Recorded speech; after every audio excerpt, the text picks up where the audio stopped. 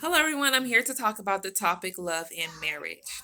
So, we all heard the lullaby. First comes love, then comes marriage, then comes the baby with the baby carriage. And this really goes hand in hand with my topic because the song maps out what traditionally we would say is the roadmap until starting a family. First, you have love, so two people fall in love, then they get married shortly after or long after. There's children, and boom, the family is formed. There is the marriage. And what I would like to go over is the definition of love, the definition of marriage, why someone would choose to be married, and how to keep a marriage going. What makes it last? So, thank you for tuning in. Okay, so jumping right into it. Love is defined as a strong affection for another person, either through kinship or through a sexual attraction. So, kinship meaning, of course, you can love your child, you can love or have love for your parents, you can have love for another family members, or even a coworker, platonic love. And then there's also the sexual attraction love, where you're out in public, you see someone, you see something that you like on that person, and you create a bond. First you get someone's phone number, and you say, oh, that person's cute, or oh, I really like her hair, and love is formed naturally through that way. So more so, the type of love that I'm going to be speaking on is love through sexual attraction. Okay. Now, marriage is defined as a legal bond between two people. So I was going to show you my marriage certificate, but I cannot find it. It's been that long, so I don't even know where it's at. But yeah, usually proof is there's a ring involved. So this is not my marriage ring. This is just the ring I'm wearing on my marriage finger. But yes, I have been married for 13 years, and this is my husband and I's first marriage, and we continue to grow. We have 6 children out of this marriage, and we are making it work through the ups and the downs. So, yes, that is the exciting part about marriage. But going into love, we all have our own love language that we have. And what I noticed throughout these 13 years of my marriage is that the first thing that anyone needs to do is to love themselves. You need to love yourself and know what your love language is, so that you can show your partner and help them with their love language, which may be different from yours. I know, for example, my love language is giving acts of service or receiving gifts. So that is the type of love language that I am acceptable to receiving. On the other hand, my husband is not the same way. He likes affection, spending time, touch. And sometimes we clash on that because it's like, I'm too busy to do that. And he's just like, well, what's the gift? And if you don't want me. And sometimes we clash on that. So you really have to figure out and find a partner that you can work with, where you guys can share each other's love language. Also, with love, love is something that grows. Love is kind, and this is just speaking from a biblical standpoint. The attributes of love: love is kind, love is long suffering. So love is not going to be something that's going to be soft all the time.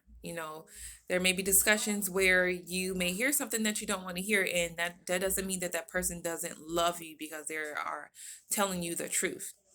Now, as far as my marriage is concerned, like I said, once again, I've been married for 13 years, and really, I had to look at other people in my family that have been married, my mom, my grandmother, and, really analyze if that was something that I wanted based on what I seen growing up. And at an early age, I did decide that I wanted to be married, but I did not know what that marriage was going to imply. I didn't know what being a wife was, and how I was going to be a wife.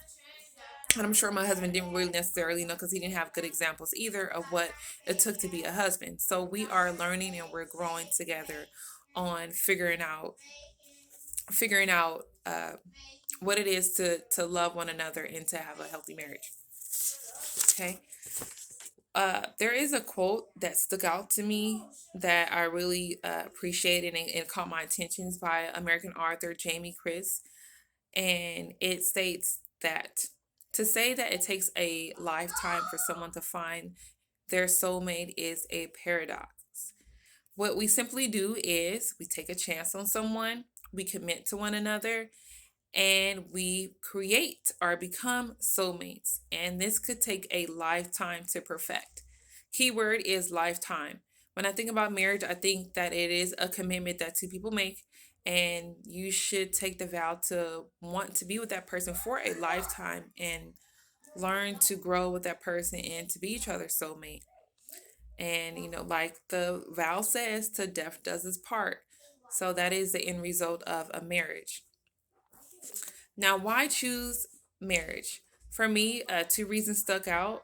The first would be to create a legacy and for stability and commitment. Now, when I say legacy, I think about families such as the Rothschilds or the Rockefellers or even the Carters, Beyonce and Jay Z.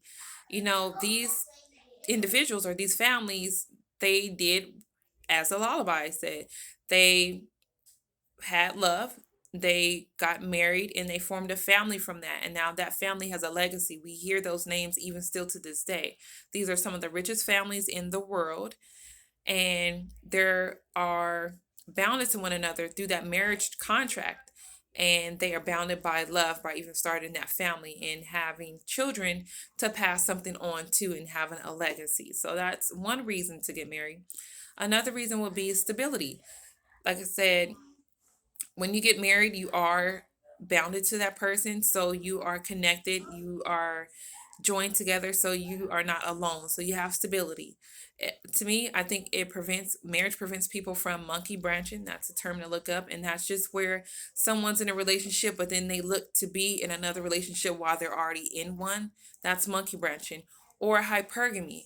Hypergamy is when someone's in a relationship, but they look forward to getting in another relationship to level up in status, level up in having more money, whatever the case may be. They are trying to level up. So that's hypergamy. And both men and women can practice hypergamy.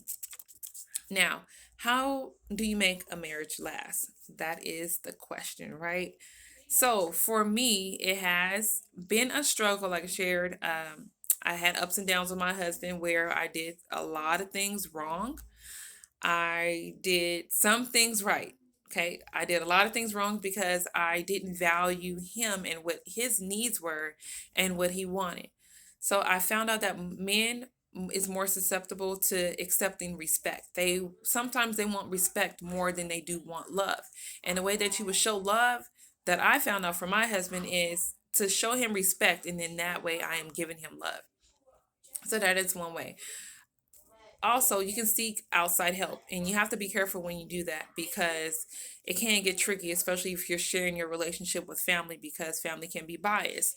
So what I have done and what we tried is a marriage and family therapist, and we only went a couple of times, but that is something that you can do to make your marriage last, is seek outside support. And then, oh, I'm sorry, the first thing was to have a common goal.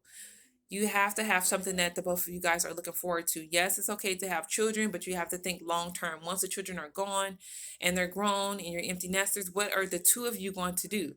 What are you going to work out together? Are you going to have a business? What are you guys going to rebond yourself into doing together?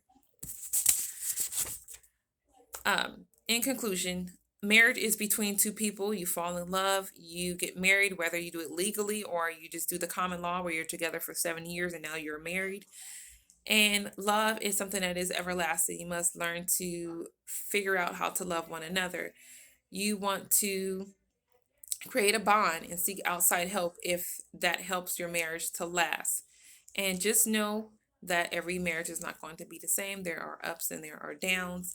As individuals, we should learn to love one another and have healthy relationships.